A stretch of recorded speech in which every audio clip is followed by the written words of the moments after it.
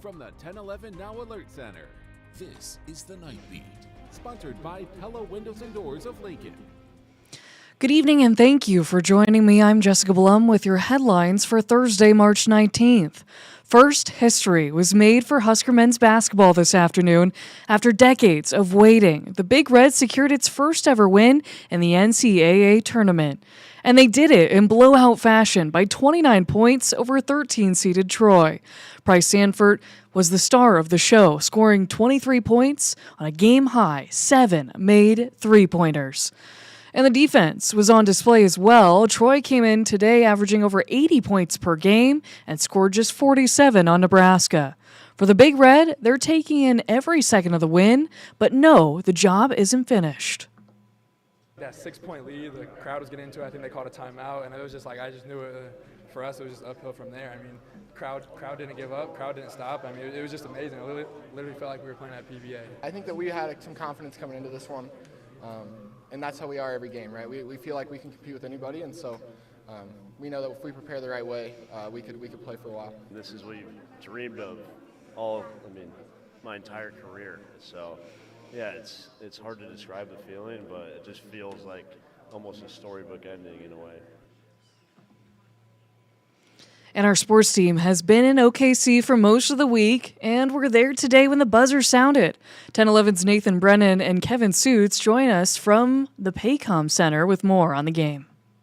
From Oklahoma City, I'm Nathan Brennan. He is Kevin Suits. And Kevin, we saw an absolute throttling by Nebraska today for the NCAA first round. Something that's never happened before is a win, but a win of this magnitude, Husker fans really excited about this one. Yeah, this team on Thursday in the first round of the NCAA tournament, they didn't play like a team with pressure. No. But there was so much pressure to finally get that first win. They executed so well. Bryce Sanford was on a heater, and a couple of those first half threes, Nathan, Bryce was eliciting the crowd. He told me afterwards that he wanted to do something. He needed to show some emotion to energize the crowd.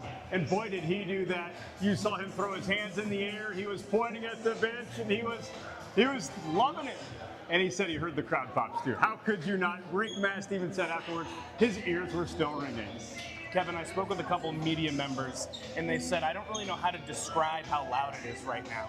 It felt like a home game. It sounded like a home game. And again, I just don't even really know how to put into words the support that this team has from the entire Big Red community. And everyone enjoyed it at the end. The crowd was unbelievable. That's what the players said it too. Yeah, that's what I think most people will remember about this historic moment in this program's history was the sea of red inside the Paycom Center. But at the end, everybody enjoyed it, right? That's the result they wanted. But you saw these range of emotions. Fred Hoiberg, as he's making his way to the locker room after the game, he just exhaled. Yeah. Like you could tell that the coach was relieved. The players jumping up and down, hugging. They couldn't stop smiling. We saw tears in the crowd. We saw arms in the air and just jubilation. This party isn't stopping anytime soon. Nebraska doesn't play again until Saturday, and there is going to be some fun had over the next 48 hours in Oklahoma City. Kevin, you're such a great storyteller. You give me the chills right now. I'm ready for Saturday. I don't know about you.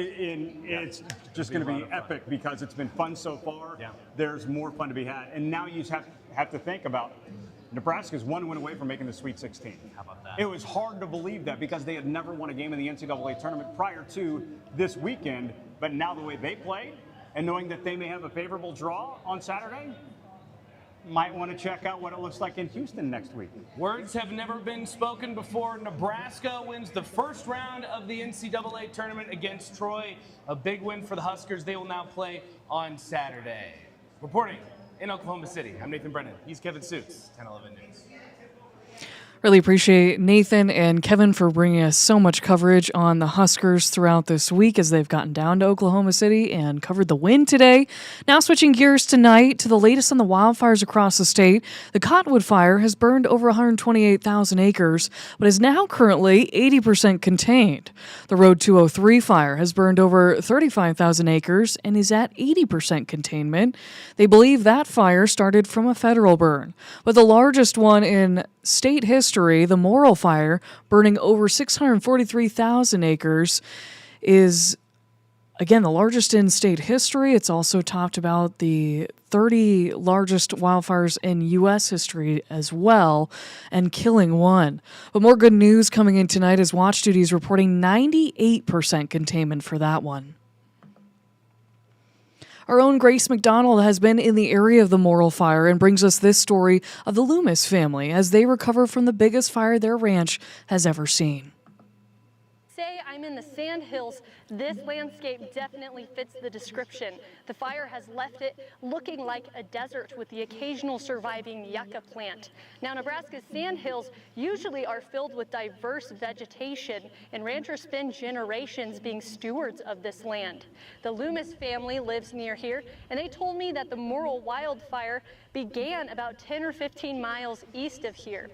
Thankfully, no one was home, but when they heard the flames were approaching, the Loomis family rushed to save what they could. That's another overwhelming story, and there's so many good stories, like of people just giving it all they have to like save just a little chunk of it for us. The Morrill wildfire also took the country schoolhouse that Cody Loomis, the head of Loomis Ranch, used to attend as a child. The family has plans to honor its significance as they push forward, and for more on that, you can tune in to 1011 online or on air. Thank you, Grace, for that report. And Lincoln Fire and Rescue sent out 11 certified wildfire responders at the mayor's request last week. They left last Saturday and returned home today. We were there as they pulled in from Ogallala after 4 days of fighting fires. Lincoln Mayor Lyron Gaylor Baird said LFR answered the call when our neighbors in western Nebraska needed help, and they are proud to welcome them home. Battalion Chief Mark Majors said it was like nothing he had ever seen before. Like you've seen, we've had grass fires around here. We've seen things where you have several acres or even a few hundred acres burned, but to look across an entire hillside that goes on as far as you can see and see nothing but charred, I mean, it's unbelievable. He said one of the challenges the crew faced while being out there was navigating new terrain, and communicating what was going on in certain areas was also difficult. In crime news tonight, an explosive sentencing inside the Gage County Courthouse today. 53-year-old Christopher Milkey will now spend the rest of his life behind bars. Milkey was convicted last month in the murder of his partner of 20 years, Tammy Leslie, and of holding his 2 children hostage inside their Beatrice home after the killing in September of 2024. During the sentencing, Milkey was given a chance to speak, but then repeatedly interrupted the judge afterward, claiming his innocence while swearing at him. Fair about this trial, not one god thing. Mr. Milkey, I'm not going to listen to your outbursts. I'm done. You have the right to appear at sentencing, or I can remove you from this room, have you strapped to a chair at the sheriff's office, and read my sentence from there. Judge Rick Schreiner said Milkey showed no signs of remorse for the victims, giving him 2 life sentences and additional decades in prison for first-degree murder, kidnapping, false imprisonment, use of a firearm to commit a felony, and tampering with evidence. We'll have more from the courtroom coming up tonight after basketball wraps up. Finally tonight, and rounding out your night beat, is a check of the 7-day forecast. After 2 top 11 days in the forecast yesterday and today, we turned hot for the first 2 days of spring. Temperatures nearing 90 degrees on your Friday should be enough to set a new record high for the date, meaning we've never been that warm to start out the spring season here in the capital city on March 20th. But even hotter on Saturday, looking at temperatures statewide in the middle, if not upper 90s, which would be enough to set an all-time March record high. And then you see quite the change behind that to end the weekend. There will be a strong front to bring in some cooler seasonal temperatures and some stronger winds, though the fire danger across the state will be highest on Saturday. Then we'll have another day of seasonal temperatures on Monday before temperatures climb a bit more into the middle of next week.